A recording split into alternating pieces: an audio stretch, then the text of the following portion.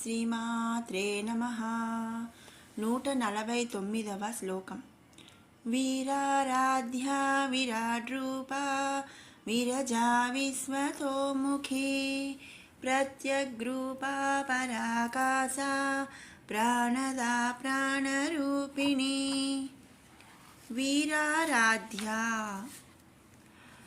వీర ఆరాధ్య, వీరులచే ఆరాధింపబడినది అని ఈ నామం యొక్క అర్థం అన్నమాట. ఇక్కడ వీరుడు అంటే జీవశక్తి పరమాత్మ స్వరూపముగా గ్రహించినవాడు. అంటే జీవశక్తే పరమాత్మ స్వరూపము అని ఎవరైతే అర్థం చేసుకుంటారో వాళ్ళని ఇక్కడ వీరుడు అనే పిలుస్తారనమాట. అలాంటి వీరుల చేత ఆరాధింపబడినది అని ఈ నామం యొక్క అర్థం. అలా గ్రహించిన వానికి అహం నశించి దేహమందును ఇహమందు కలగు సకల వ్యామోహములను కూడా నశించిపోవును. అంటే ఏంటంటే జీవశక్తే పరమాత్మ స్వరూపము అని అర్థం చేసుకుంటే వాళ్లకు అహంకారం అంటే మనం వింటుంటాం కదా, వాళ్ళకి అహంకారం ఎక్కువ, పొగరు ఎక్కువ అని. అలా అహం అనేది నశించిపోతుంది. ఇక దేహమందును ఇహమందు కూడా కలుగు సకల వ్యామోహములను కూడా నశించిపోతాయి. అంటే వాళ్ళకి దేహం మీద కానీ లేదా ఈ ప్రపంచంలో ఈ ఇహమందు కానీ ఎలాంటి వ్యామోహము ఎలాంటి వేటి మీద కూడా కోరిక అనేది ఉండకుండా నశించిపోతాయి అన్నమాట. అటువంటి వారి చేత ఆరాధించబడినటువంటి శక్తి స్వరూపురాలు కాబట్టి మనం ఆ జగన్మాతను ఈ నామమందు వీరారాధ్య అని స్తుతించుకుంటున్నాము. తర్వాత నామం విరాట్ రూప. విరాట్ అంటే విరాట్, రూప అంటే స్వరూపురాలు. విరాట్ స్వరూపురాలు కాబట్టి ఆ జగన్మాతను విరాట్ రూప అని స్తుతించుకుంటున్నాము. ఇక్కడ విశ్వరూప నామమునందు దేవి ఈ జగత్తును ధరించి ఉన్నది అని చెప్పుట చేత ఈ నామందు అదే అర్థము వస్తుందన్నమాట. మనం ఇంతకు ముందు నామంలో చెప్పుకున్నాము కదండి, విశ్వరూప అనే నామము చెప్పుకున్నాం. మరి విశ్వరూప అంటే విశ్వమంతా ఈ జగత్తును కూడా ధరించి ఉంది అని.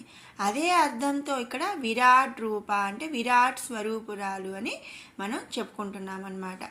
జీవ బ్రహ్మస్వరూపిణి అయినటువంటి దేవి ఈ జగత్తునందు కల సమస్త స్వరూపముగా వర్ధిల్లుతున్నది.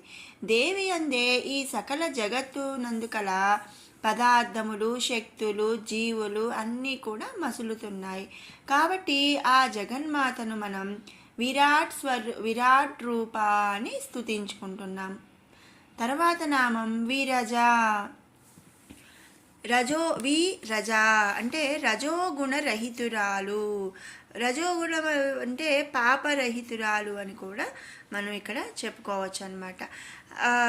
విరజ అంటే పాపరహితురాలు లేదా రజోగుణ రహితురాలు అని అర్థం. కాబట్టి ఆ జగన్మాతను మనం విరజ అని స్తుతించుకుంటున్నాము. తర్వాత నామం విశ్వతోముఖి. ముఖి అంటే ముఖము. విశ్వమునందు గల అన్ని దిక్కులను చూచునటువంటి ముఖము కలిగినది అని ఈ నామం యొక్క అర్థం అన్నమాట. ఇక్కడ అన్ని దిక్కులందు చూచు ముఖము అనిన దేవి యొక్క శక్తి ఈ సమస్త జగత్తు అందు కూడా వ్యాపించి ఉన్నది అని అర్థం మనం తెలుసుకోవాలి. కనుక భక్తుడు తన మనసునందు ఏ రూపమును ప్రతిష్ఠించుకొని ధ్యానమును చేసినా కూడా ఆ ధ్యానము దేవికే చెందుతుంది. ఆ ధ్యాన ఫలమును ఆ భక్తుడికి ప్రసాదించినది కూడా దేవియే అని ఇక్కడ మనకి అర్థం. కనుక దేవిని విశ్వంతో ముఖి అని ఈ నామందు విశ్వతోముఖి అని స్తుతించుకుంటున్నాము. తర్వాత నామం ప్రత్యగ్రూప. ప్రత్యేగాత్మ స్వరూపిణి అని ఈ నామం యొక్క అర్థం. ఇంద్రియములు విషయమును గ్రహించుటచే విషయోముఖ్యతము అందురు. కానీ ఇంద్రియములను ఇంద్రియములు విషయమును గ్రహించుటచే విషయోముఖత్యము అని అంటారు.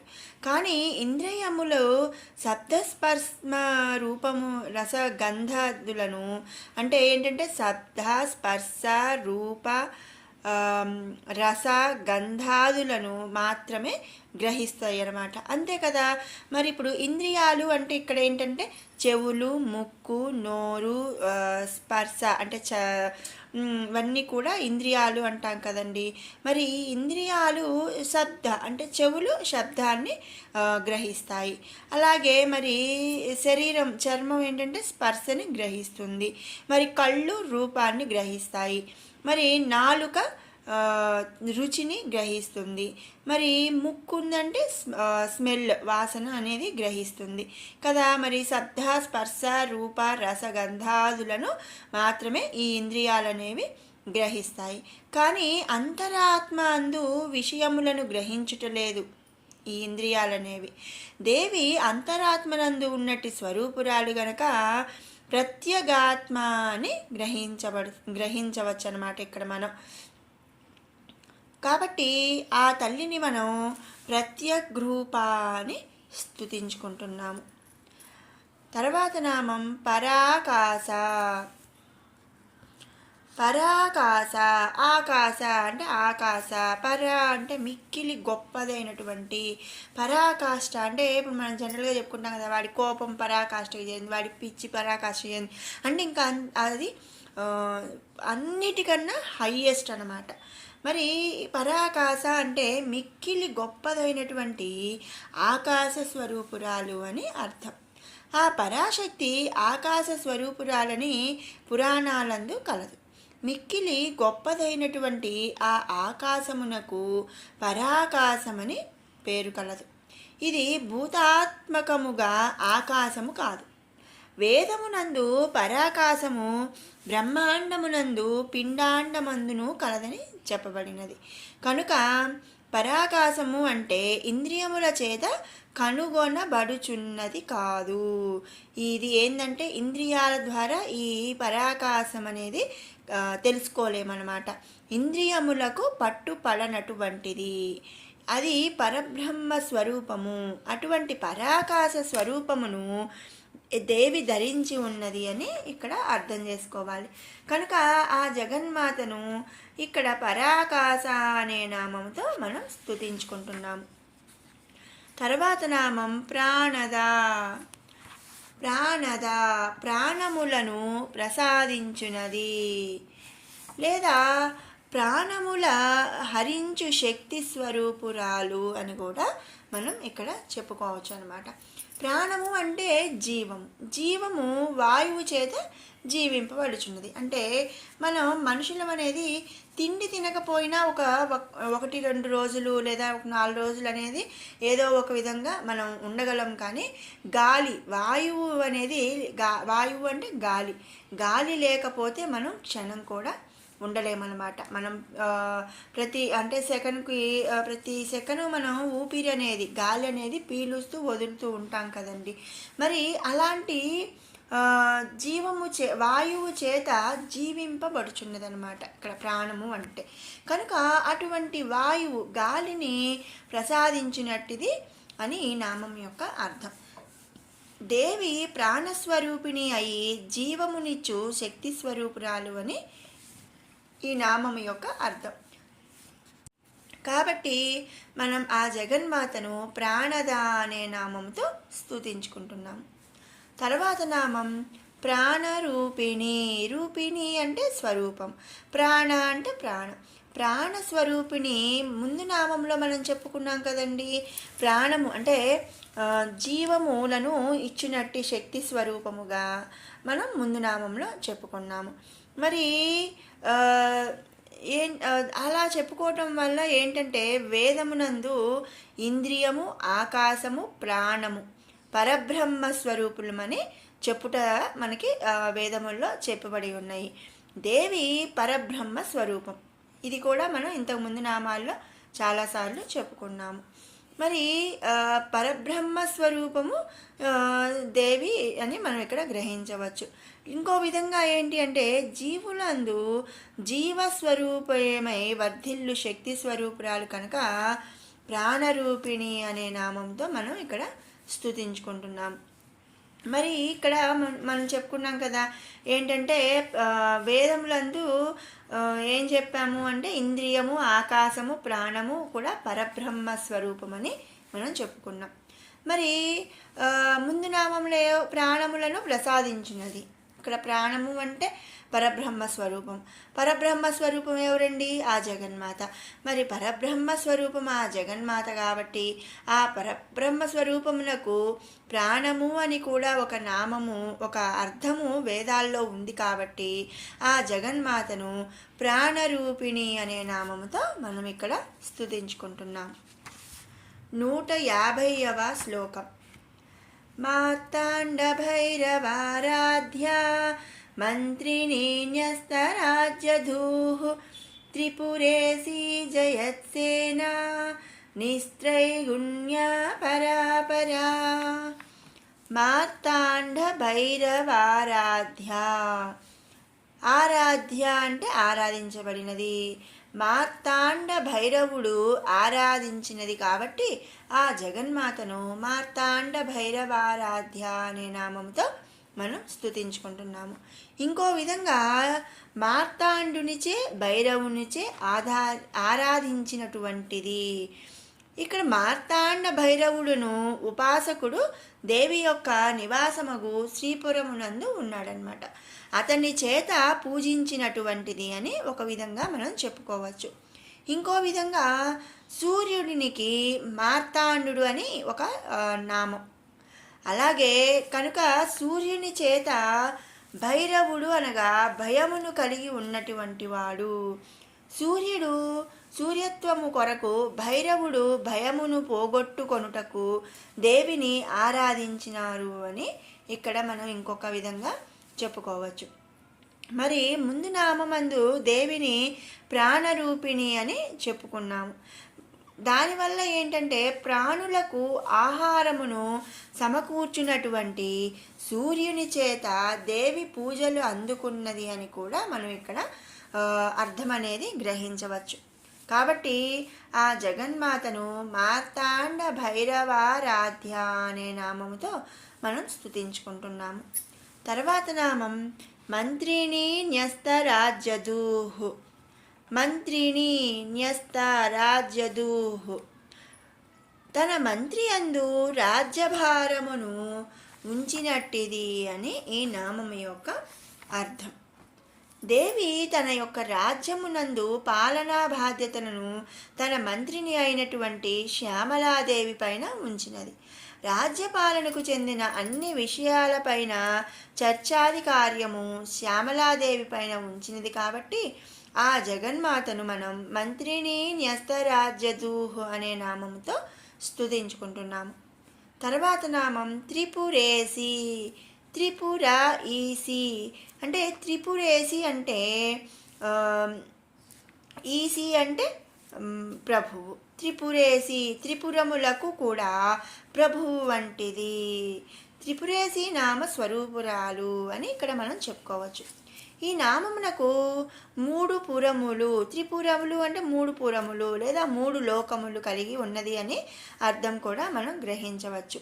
మరి బ్రహ్మలోకము, వైకుంఠము, కైలాసము లేదా భూలోకము, పాతాళము, ఊర్ధ్వలోకము ఇలా ఏవైనా మూడు పురాలు కలిగి ఉన్నటువంటిది అని ముందు నామంలో కూడా మనం చెప్పుకున్నామండి. త్రిపుర అని అంటే త్రిపుర 3 పురాలు కలిగి ఉన్నది అని ఇంతకుముందు ఒక నామంలో మనం చెప్పుకున్నాము. మరి రాజ్యము, సైన్యము మున్నగు అర్థములు కలవు కనుక ఈ అర్థం మనం గ్రహించవచ్చు. లేదా ఇంకో విధంగా ఏంటంటే సహస్రాకార పద్మమునందు కల చక్రధరీశ్వరికి త్రిపురేసి అని నామం కూడా ఉన్నదన్నమాట. కాబట్టి ఇలా ఇన్ని అంటే 3 పురాలు కలిగి ఉన్నది లేదా త్రిపురేసి అంటే ఆ తల్లి జగన్మాత నివాస స్థలం మన సహస్రారం అని ఇంతకుముందు చెప్పుకున్నాము. మరి సహస్రార పద్మమునందు గల చక్రధరీశ్వరికి త్రిపురేసి అని నామం ఉంది కాబట్టి ఆ అర్థంతో జగన్మాతను త్రిపురేసి అని మనం స్తుతించుకుంటున్నాము. తర్వాత నామం జయత్సేన. సేన అంటే సేన, జయత్ అంటే జయమును సాధించు సేన కలిగినది. దేవి యొక్క సేన లోక కళ్యాణార్థము సాగించినటువంటి సకల యుద్ధములు అంటే అన్ని యుద్ధములందు కూడా లోకకంటకులను అంటే రాక్షసులను సంహరించి విజయమును పొందినవి కనుక దేవికి జయత్సేన అని నామముతో మనం ఇక్కడ స్తుతించుకుంటున్నాము. తర్వాత నామం విస్త్రైగుణ్య, గుణరహితురాలు. విస్త్రై అంటే రహితం అన్నమాట, లేదు అని. గుణ్య అంటే గుణము. సత్య తమో రజో ఈ 3 గుణములను కూడా లేనటువంటిది అని ఈ నామం యొక్క అర్థం. మరి సృష్టి అందు ఇతర శక్తులకు కల గుణముల ధర్మములు ఏవి కూడా శ్రీదేవికి లేవు కనుక విస్త్రైగుణ్య అని ఈ నామందు దేవిని మనం స్తుతించుకుంటున్నాము. తర్వాత నామం పరాపరా, పర అపర. ఈ 2 ఉభయ స్వరూపురాలు ఆ జగన్మాత. ఇక్కడ పర అంటే పరబ్రహ్మ స్వరూపము, అపర అంటే అపరబ్రహ్మ స్వరూపము. పరబ్రహ్మ స్వరూపము, అపరబ్రహ్మ స్వరూపము, ఈ 2 స్వరూపము తానే అయి ఉన్నట్టిది అని ఈ నామం యొక్క అర్థం. లేదా సృష్టి అందుకల భేదములనందు ఉన్నటువంటిది అని కూడా మనం చెప్పుకోవచ్చు అన్నమాట. ఇక్కడ పరాశబ్దమునకు ఉత్తముడు, శత్రువు, పరమాత్మ, ఇతరుడు వంటి అనేక అర్థములు ఉన్నాయి. అందుచేత ఉత్తముడు అయిన వాడినందు కానీ వాడినందు శత్రుభావము కలవాని అందుగా లేని వానినందు పరమాత్మ స్వరూపమునందు ఆత్మస్వరూపమునందు ఇతరుడినందు అంటే తనవాడు కాని వాడను భావన కలిగి ఉండుట ఇతరుడు అనమాట. ఇతరుడు కాని వానినందు ఉన్నటువంటి స్వరూపురాలని ఇక్కడ అర్థం కూడా మనం చెప్పుకోవచ్చు. అంటే ఏంటంటే ఈ సృష్టి నందు ఇటువంటి వ్యతిరేకమైనటువంటి భావనలు ఏవైతే ఉన్నాయో ఆ రెండింటినందు ఉన్నటువంటి అంతర్యామి దేవియే అని మనం చెప్పుకోవచ్చు. కాబట్టి ఆ జగన్మాతను మనం ఇక్కడ పరాపర అనే నామంతో స్తుతించుకుంటున్నాము. విన్నారు కదా అండి 149, 150 శ్లోకాల వివరణ. ఇప్పుడు 147 నుంచి 150 వరకు కూడా 2 సార్లు పారాయణ చేసుకుందాం. ఓం ధ్యానం అరుణాం కరుణాతరంగితాక్షీం ధృతపాశాంకుశపుష్పబాణచాపాం అణిమాధిభిరావృతాం మయూకైః అహమిత్యేవ విభావయే భవానీం. ధ్యాయేత్ పద్మాసనస్థాం వికసితవదనాం పద్మపత్రాయతాక్షీం హేమాభాం పీతవస్త్రాం కరకలితలసద్ధేమ పద్మాం వరాంగీం సర్వాలంకారయుక్తాం సకలమభయదాం భక్తనమ్రాం భవానీం శ్రీవిద్యాం శాంతమూర్తిం సకలసురనుతాం సర్వసంపత్ప్రదాత్రీం సకుంకుమవిలేపనామళికచుంబికస్తూరికాం సమందహసితేక్షణాం ససరచాపపాశాంకుశాం అశేషజనమోహినీ మరుణమాల్యభూషోజ్వలాం జపాకుసుమబాసురాం జపవిధౌ స్మరేదంబికాం. స్వర్గాపవర్గదా శుద్ధా జపా పుష్పనిభాకృతిః ఓజోవతీ ద్యుతిధరా యజ్ఞరూపా ప్రియవ్రతా దురారాధ్యా దురాధర్షా పాటలీ కుసుమప్రియా మహతీ మేరునిలయా మందారకుసుమప్రియా वीराराध्या विराट्रूपा विरजा विश्वतोमुखी प्रत्यग्रूपा पराकाशा प्राणदा प्राणरूपिणी मार्ताण्डभैरवाराध्या मन्त्रिणी न्यस्तराज्यधूः त्रिपुरेशी जयत्सेना निस्त्रैगुण्या పరాపరా. మరొక మారు పారాయణ చేసుకుందాము.